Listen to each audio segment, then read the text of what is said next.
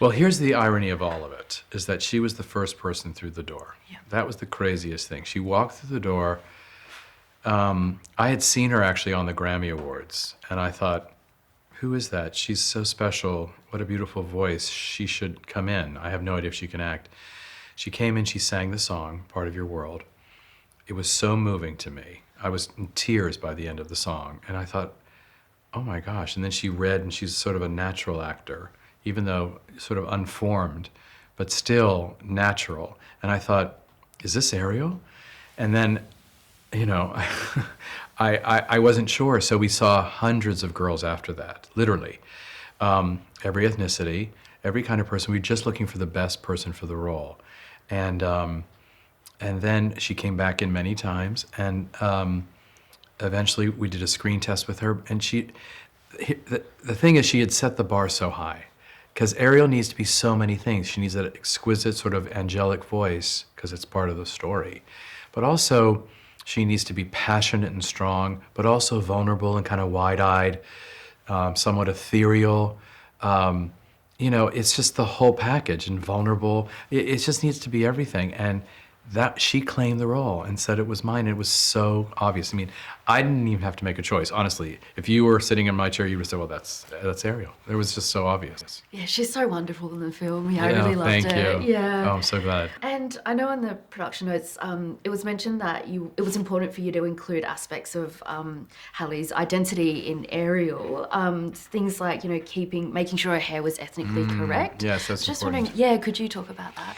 Yeah, well, it was interesting. You know, first of all, Halle has locks. Yeah. You know, that take many, many years to grow. She's had them since she was a child. It was really important for her to hold on to those.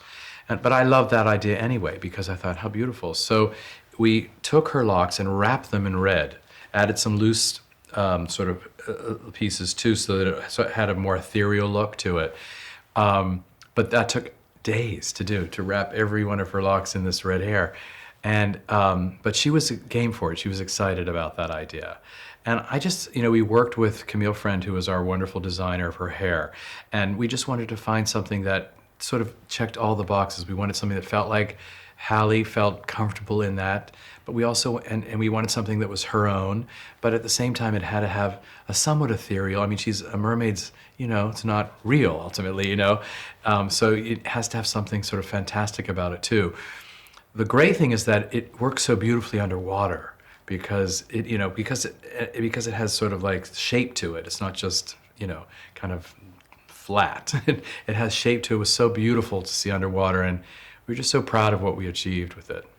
When we were shooting on the blue screen stage, when she was underwater, for the majority of the time underwater, all the hair was added digitally, because she was wearing a wig cap, as was Javier Bardem, as was Melissa McCarthy. They were all wearing wig caps because it had to move in the water, and we had no water. So, and everything's added then ultimately. So you have water and backgrounds and fish and everything, all being added. But when we were above the water, when she would surface, that's her, all her hair, and when she was on land, that's all her hair. I know this is kind of like a contentious question, because as a fan of the original cartoon, I was just wondering why Ariel doesn't write down her situation to Eric or do charades. You know what? I didn't. One of the reasons I took out this idea that she signs. Remember, she Yeah, signs I do. the scroll. I was watching for that. Yes, yeah. and I thought, you know what? If she could write, then she could just be writing like little notes to him the whole time. So I want to eliminate the whole idea that she can write at all. She doesn't know how to write. That's not how they. That's how they work down under the water. So I took sort of all of that out, because otherwise, you know, she could say, I'm Ariel, I'm the one who saved you, and curtain, right? It's all over. So I wanted to make it something that she couldn't do. The one thing also I really wanted to sort of stay away from as much of the charades as possible. You know what I mean? I wanted to be able to communicate through something deeper, which is why I wanted them to meet in a way on a more profound level, so that they have shared interests, and they both are interested in things past their own world, like exploring past their own world, and also they both feel they don't quite fit in, feel somewhat displaced in their own skin, and I felt like, you know, just the fact that they become sort of kindred spirits. You know, that's how you communicate on a deeper level. And there's been talk, more talk of representation, and I was just wondering if that's important to you going forward, and what would you like to see in Hollywood, I guess? Yeah. Here's the thing. When I chose Halle for the role, it was literally because she was the best person for the role. And I sort of hope that's where we head. Like just cast people that are the best thing for the role. I mean, you shouldn't be thinking in terms of skin color. It seems so archaic to me. So that's my goal. Just that it's about the work. It's about who claims a role, who brings a role to life in a way you could never have imagined. And that's acting. That's really what acting is. So I'm hoping that that's where we get eventually. It's not because sometimes it's too woke or too applied or too forced. It should feel organic. It should who's going to bring the character to life. And did you have conversations with Halle about it, and about the character more in general, I guess? Like, what kind of conversations? Yes, we definitely talked at length about the character, of course. Yeah. What the character was. And in terms of anything else, I mean, Halle's very wise, and she has incredible poise and grace. And so she's able to handle herself so beautifully there. She understands what's happening here is bigger than she is, in a way. But at the same time, I didn't really see that. Maybe I just didn't see it coming, because I just knew that she was the perfect one for the role. So we focused on that. What does Ariel want? It was making it truthful. And I pushed her hard because I really wanted her to believe that I wanted to see her passion in this character. She wants it. It's like the stakes are very high. It's life or death. And I think you feel that. You feel that in the song "Part of Your World." She wants it so badly.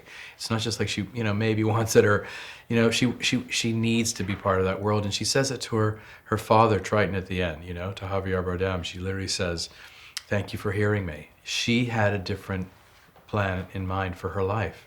And Part of Your World, did it take 3 days to film? Yes, I think about 3 days, and longer than that to rehearse. Because what's crazy is when you're rehearsing, at first we started on our feet because we didn't put them in the air, and we had 3 different sets, sort of the lowest portion of her grotto, the middle portion, and then the highest portion. And she would walk from set to set as we literally staged the whole thing. But at a certain point, it was time to put her in the air. But the goal was, as you're working on it, is to because we were doing it in pieces. Sometimes it would be 2 lines cut, but she had to know where she was emotionally each time. And when you're connected emotionally while you're rehearsing, then you feel, then you've built the groundwork. So when you get to actually film, and even though you're doing it in pieces, you know what you're playing. And was it, exciting for you to kind of introduce new music into this movie? Very. Yeah, I just felt like we needed to, it's a different genre, live action, you can have a fuller experience, it's longer, but also it's deeper, and I realized Ariel needed another song. She had 1 song in the animated film. Eric had no song. So it was important to fill that out. Thank goodness we had Alan Menken with us, who's just incredible to work with, and then Lin-Manuel Miranda came and joined us to actually, sort of broaden the piece and give it more scope, but also and fuller storylines. It's what you can do with a live action film that you just can't achieve really ultimately with an animated film.